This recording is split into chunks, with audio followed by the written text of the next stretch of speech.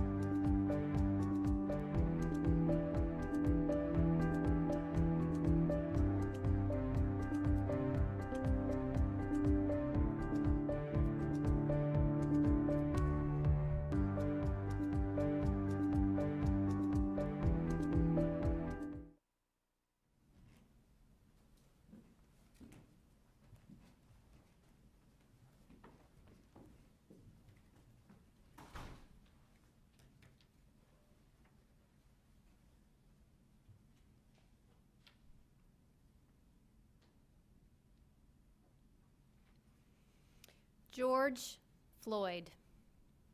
I can't say anything else without first saying his name. George Floyd is now one of far too many who have lost their lives. Pervasive injustices have been hardened into our system over centuries. Too often, people of color pay for these long-standing inequities with their lives. Some in obvious ways, like George Floyd, and far too many whose names we do not know in less obvious ways. Structural racism has created poor outcomes in educational attainment, criminal justice, and of course, health outcomes.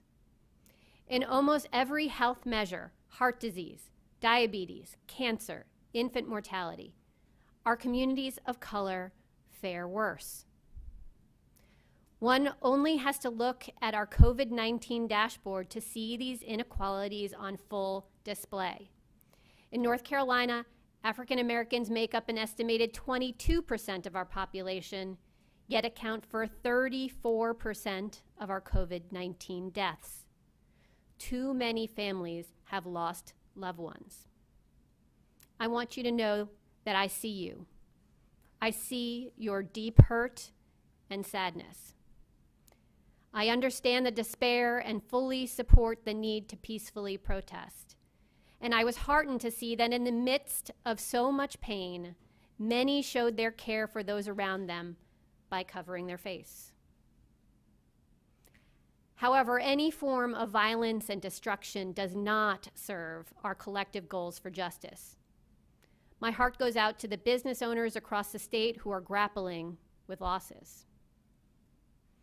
While we cannot undo the harm that communities of color have suffered, we can act. And I cannot walk in the shoes of any person of color, but I can use my place of privilege and power to do better. One small down payment on that call to action is how we respond to COVID-19 as a state and as a department. Today, DHHS released a request for vendors to help us ramp up testing and tracing efforts. In that request, we are focused on historically marginalized communities. We want to partner with minority-owned businesses and businesses that hire a diverse workforce. And we want those partners to focus their testing and tracing work on those historically marginalized communities in culturally appropriate ways. I want to thank DHHS Deputy Secretary Ben Money, who's here with me today, who leads all of our work focused on historically marginalized communities, and Dr. Carter Burns, our Deputy Director for Public Health, who is leading our testing work and is going to share more with you today about our testing efforts. Together, they're leading an unprecedented effort to put inclusiveness and an intentional focus on overcoming health inequities at the center of how we respond. Before I turn it over to Dr. Burns, let me thank Monica McGee and Brian Tipton, who are our American Sign Language interpreters for today. And as always, Jackie and Jasmine Matevier are behind the scenes assisting with Spanish translation. I'll now turn it over to Dr. Burns, who's going to share more about our testing and tracing work. Dr. Burns. Thank you, Secretary. I appreciate your leadership and echo your sentiments. Ahmaud Arbery, Breonna Taylor, George Floyd, and countless others that have lost their lives. I hurt for their families, I hurt for my community and communities of color across this country. Testing and contact tracing are how we can best protect ourselves and our loved ones and slow the spread of this virus. Historically marginalized populations are disproportionately impacted by COVID-19. They face real barriers to these basic disease prevention tools. Everything from implicit bias impacting access to quality health care, lack of trust in the healthcare system, or just being able to access testing in their communities. Our team is laser focused on addressing these barriers and ensuring that our communities of color are front and center in our efforts to respond to COVID-19. It begins with having people that look like us and come from our community doing this work. As we have expanded our contact tracing capacity, we have focused on hiring candidates that reflect the communities they serve. To date, 31% of newly hired contact tracers are Black or African American, and 16% are Hispanic or Latino. Updated numbers will be reflected on the DHHS dashboard on Wednesday. It also means partnering with businesses and community organizations that are led by or have a workforce that are predominantly people of color. The request for qualifications released by DHHS will create a pool of vendors that can rapidly engage to respond to the COVID-19 pandemic, and we are prioritizing working with these minority-owned businesses. It also recognizes that how we work with people is vitally important. To qualify, vendors must demonstrate racial, ethnic, cultural, and language competencies which reflect the communities they will serve. The first deadline to respond to the RFQ is June 9th, and qualified applicants will be notified on June 17th. This is a rolling qualification process, and vendors will be able to submit a response by the 1st of every month through December. As Secretary Cohen said, it's one small down payment on our commitment to action. As we move toward mitigation of COVID-19 and provide more testing and contact tracing, we must address these root causes without unintentionally harming our communities and increasing these disparities. We must focus on health equity. We know what it takes to build strong communities: access to quality primary and preventive care, affordable healthy nutrition, quality education, and affordable housing. Keeping our communities healthy and safe requires a commitment to providing these necessities. And I will pass it back over to Secretary Cohen. Thank you, Dr. Burns. And of course, as always, I'm going to turn it over now to Director Mike Sprayberry for his update. Thank you, Madam Secretary, and good afternoon. And thank you, Dr. Burns, as well, and welcome to the stage this afternoon, I should say. I'm also troubled by the events of this past week. I want to acknowledge the pain and sadness many are feeling right now and look forward to healing, understanding, and peace in our communities. I also want to reiterate the Secretary's comments and those of Governor Cooper and Secretary Hooks from yesterday, that violence and destruction do not serve our collective goal for justice and peace in our communities. Today is day 84 of the State Emergency Operations Center's COVID-19 response. Teams are beginning a third week of distributing personal protective equipment to long-term care facilities this week to make sure these facilities have the supplies they need to protect their residents and staff. This week, we will distribute PPE to long-term facilities in 41 counties from 6 distribution sites in Boone, Morganton, Bolivia, Kinston, Red Oak, and Lumberton. Our partners with the Office of Emergency Medical Services, the National Guard, the Civil Air Patrol, and our state and local emergency managers have been doing great work planning and operating these distribution events, and we thank them for their excellent service. Today is the first day of the 2020 hurricane season, and North Carolina has already seen impacts from 2 early storms, Arthur and Bertha.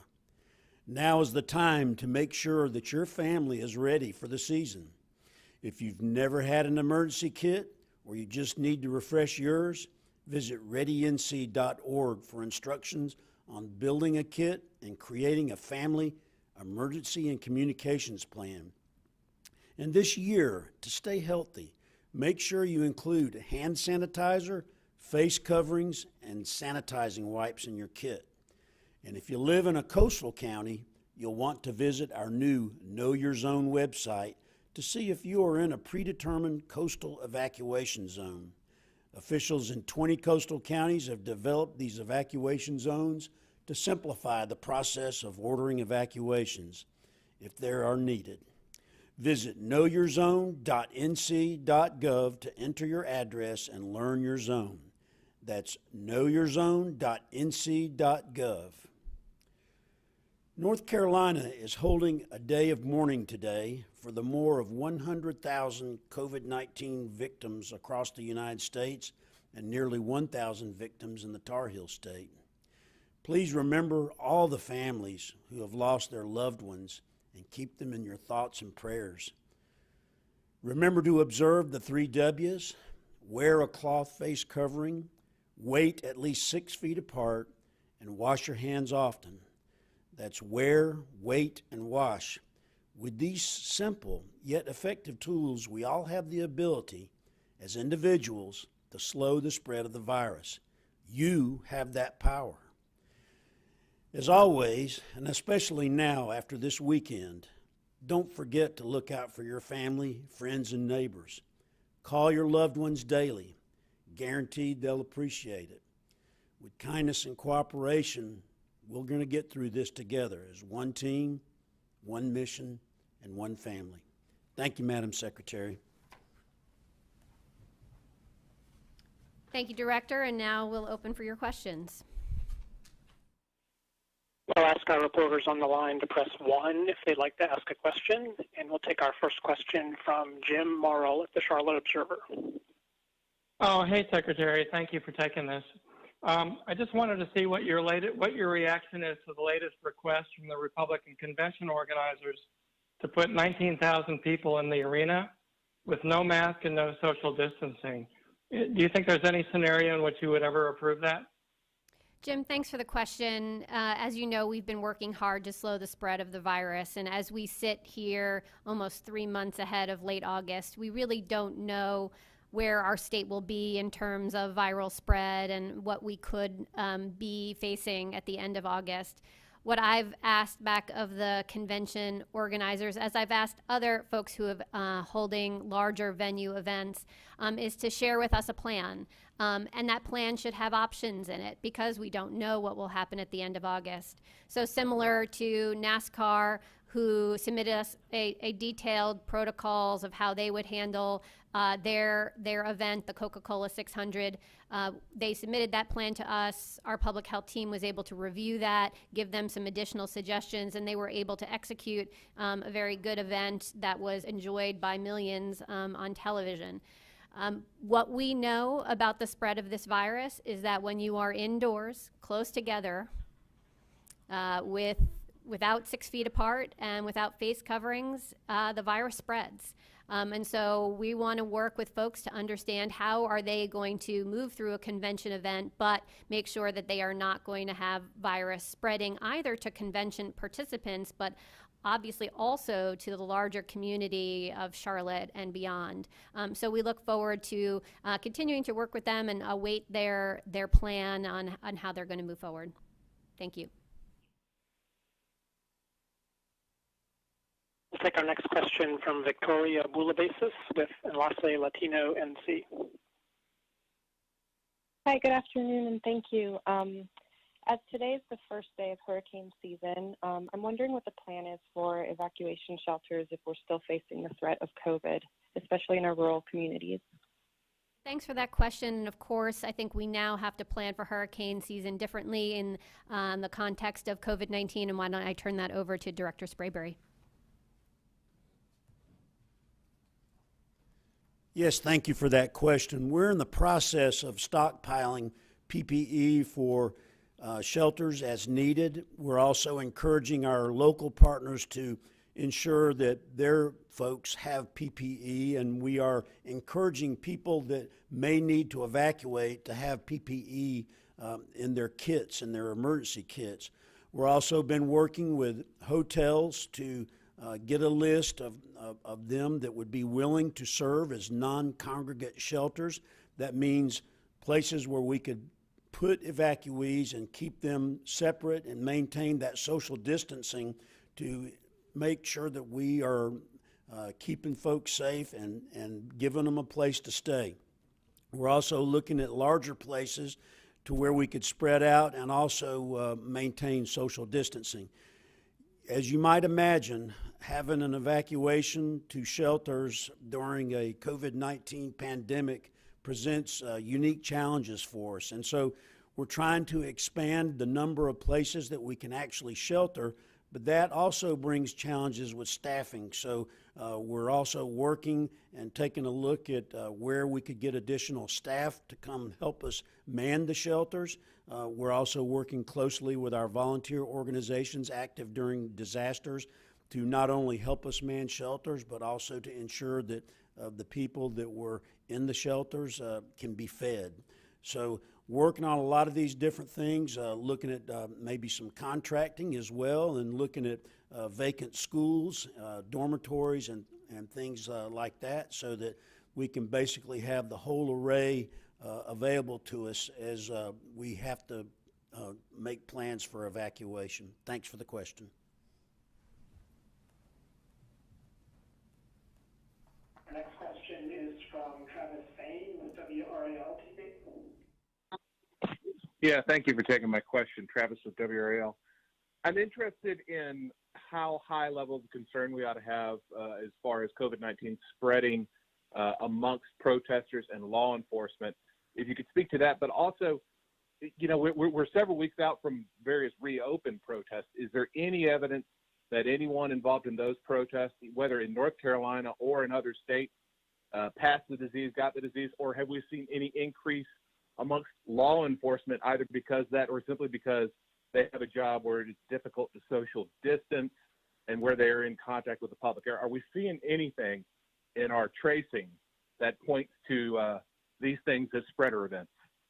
Travis, thanks for the question. First, let me say, as I mentioned in my remarks, I was heartened to see a lot of the folks who were protesting over the weekend, they were wearing face coverings. And so I was appreciative in the context of all of the pain and anguish of the weekend that people were taking that act of care and kindness to protect the world from them and to wear those face coverings. So I largely did see a lot of face coverings, not everywhere. And so again, to remind folks that face coverings is one component of our 3 Ws, and it's really important to wear a face covering, but also important to keep your distance and to wash your hands.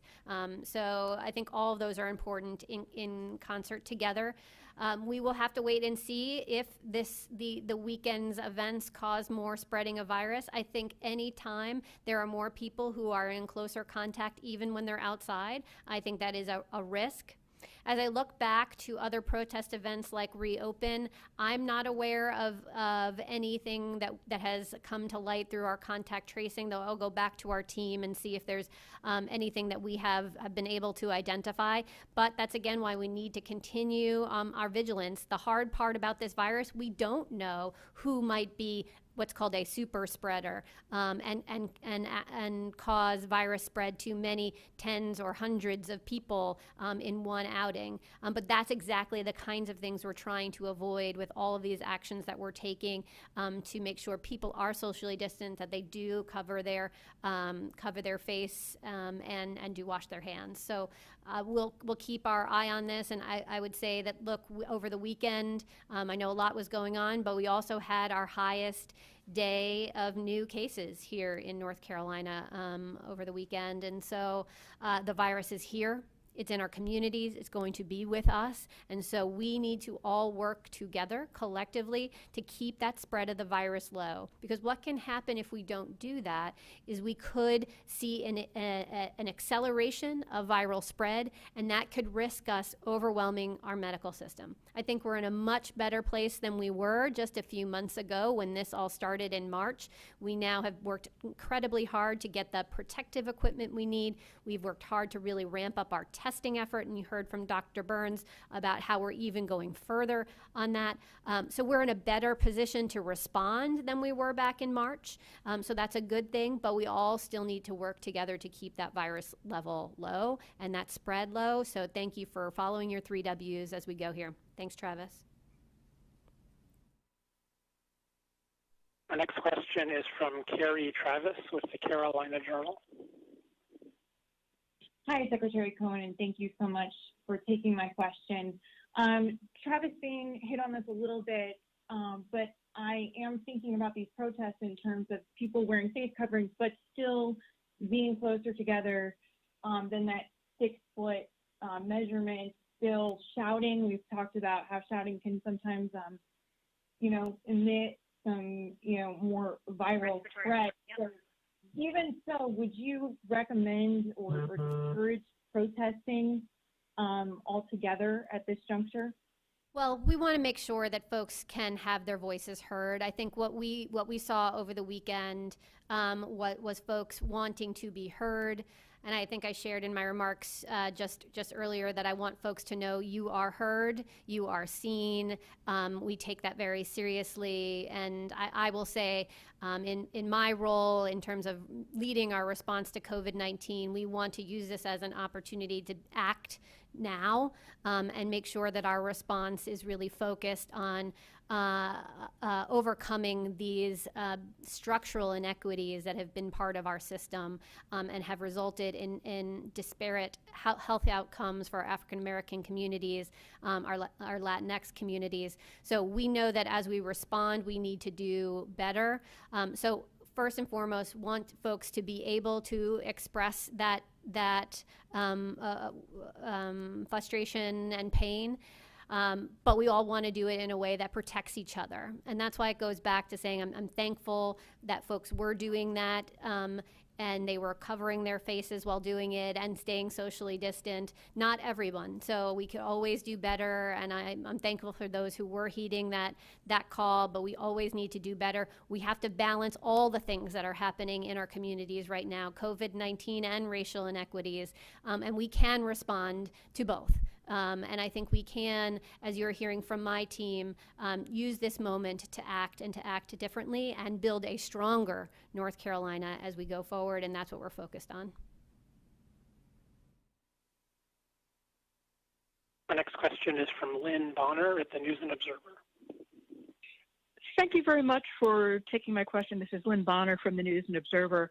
I'm wondering if you've seen any spikes from Memorial Day activities or from any phase of the reopening. And if you have, are those spikes in cases, hospitalizations, or deaths? Thanks, Lynn. So what we've seen over the last couple of weeks is both an increase in our day-over-day new lab-confirmed cases, and we have seen a slight increase in our hospitalizations. Last week, we were seeing hospitalizations that were in the low 700s.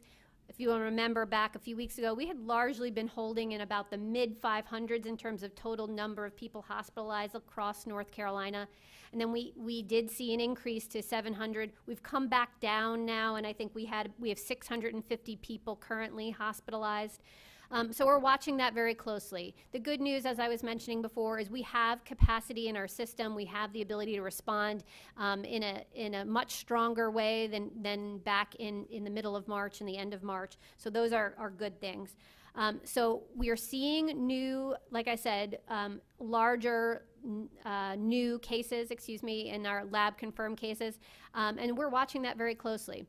You can see and follow along on our dashboard. We have a map of where those are. We have information down to the zip code level. And what I'd say is there is not one spot that I'm seeing across our state that is the trigger point or the place that we really need to watch. There's a number that I think we need to watch that are small increases that could be a harbinger of something coming in the future. And that's why we want to watch trends. It's never one day that we want to overreact to, but we want to see what those trends look like over a period of time and make sure that we're acting. All the things that it comes back to is, again, slowing viral spread so we don't overwhelm our healthcare system. And it's the basics. We're going to come back to is the 3 W's again, wearing a face cloth, washing your hands, waiting 6 feet apart.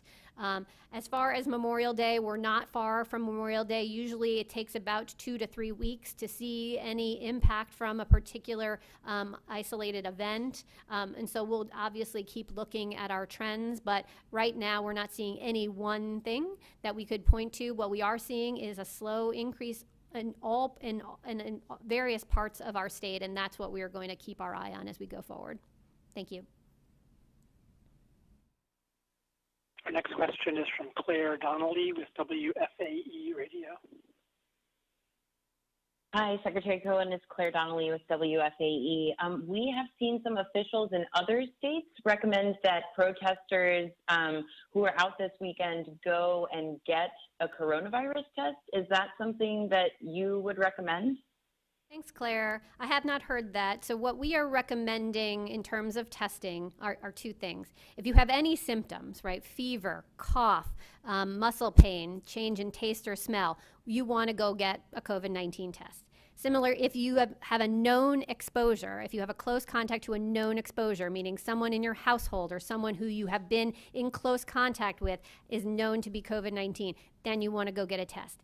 In addition, we want to be sure that when you are visiting your doctors, we want your doctors to be thinking about the kinds of work that you do. So are you a healthcare worker? Do you work in long-term care facilities? Are you working in a grocery store, like high exposure settings? Then to also think about testing. So we're not saying to folks, just because you did something outside and you might have been close, to go get a test. But if we do hear about someone having a positive test that you may have been in close contact, then we would absolutely say, please go get tested. So we still want testing to be focused on symptoms, focused on exposure, and focused on those higher risk populations, both that are over 65, have chronic diseases, or are some of those workers that have more risk of exposure themselves. So that's the universe of folks that we're saying to get tested. Of course, if anyone has been to a protest and has some symptoms,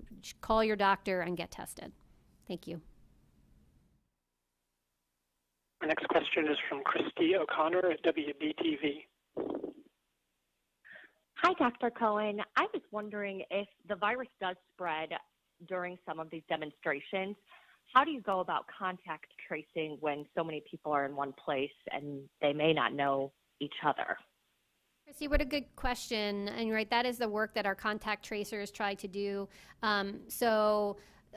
For any events, they'll go through your calendar and try to understand who have you been in close contact. And again, that means within 6 feet for more than 10 minutes of time. And so in other types of scenarios in the past, for very infectious diseases like something like the measles, if someone was in an area where there could have been a lot of people, we have to use other channels to get in touch with people. We might not have known who has been in a particular location.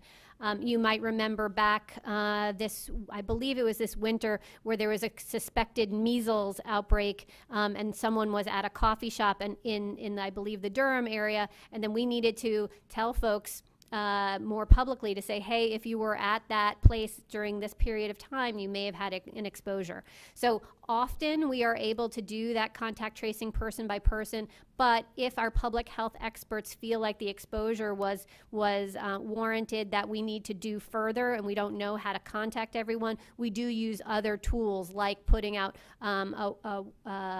alerts through the media and in other ways. So we hope not to need to do that, obviously, in this case, but we always have that as a tool if we need to be able to get in touch with folks. Most importantly, I think anyone who was in a setting that may have been higher risk is to be monitoring your own symptoms. Obviously, if you have any fever, if you have a cough, if you have a taste and smell change, make sure that you are either going to our website to look up a testing site. I believe we have over 400 testing sites across North Carolina now that is on our website. There's an interactive map that you can go to, or call your healthcare provider, your doctor, your nurse practitioner, or other person who can help you navigate in terms of what to do next.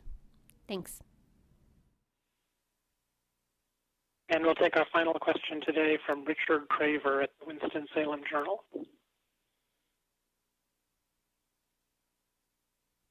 Hello, Secretary. This is Richard Craver at the Winston-Salem Journal. I know you were asked about seeing in terms of cases since Memorial Day, but in Forsyth County, we've had at least 10, 11 days of an increase in cases of 50 or more since May 8th, since phase 1 began. And I was wanting to see if you think it's too early to determine if there's a cause and effect there, or it's just increase in testing. Richard, thanks for that. You were a little muffled, but I think you said we've had a number of days since moving from phase 1 or phase 2 of days of new cases. And do we think that's related to testing, or is there some other explanation? And the short answer is we don't know. We are doing more testing. I mean, we are more than doubled the amount of testing we were doing 4 weeks ago. We're doing 10, 11, 12,000 tests a day, which is great. And so when you're going to test more, you're going to find more. So that's one, we certainly know. And we are also targeting our testing efforts at higher risk populations. For example, we are doing a ton of testing in our long-term care settings. We're doing a ton of testing around meat processing plants and other high-risk settings. So we are also targeting that testing to places where we are likely to see positives, and that's a good thing. So we are testing more, but we also know that we are moving around more. So we have data that shows that we as a state are moving more, and anytime folks are moving more, that means the virus is moving with them. Right, so I think it's exactly why we need to be vigilant in this moment. We want to keep the virus level low so we don't have so much virus spread that we are going to come anywhere close to overwhelming our healthcare system, and that's really what we're on the lookout for. So we'll keep looking at our numbers. Like I said, highest day of new cases on Saturday. As I look around the map of the state, I know you're in the Triad area. The Triad is one of the places where we are watching closely because of the number of new cases we're seeing there. But there are spots in all parts of the state, west to out east, that I think are having increases in the number of cases. So it's time for us all to remember the 3 W's and make sure that we are taking the care that we need to, that the businesses are following the guidance that we put out and are doing the social distancing and the disinfecting. All of those things matter. Each and every one of those actions builds upon itself. So we're going to keep following the numbers, and we'll be back for a briefing. I know later this week we'll go through the numbers in more detail at that point, and we'll keep watching them. All right, thanks for everything that everyone is doing. I want to thank Dr. Burns again for joining us. For Director Sprayberry and I are always here by ourselves. It's nice to have Ben Money and Carter Burns with us, so you can meet some other members of the team that are working incredibly hard on these efforts and the COVID-19 response. Okay, thank you so much for the attention. Stay well.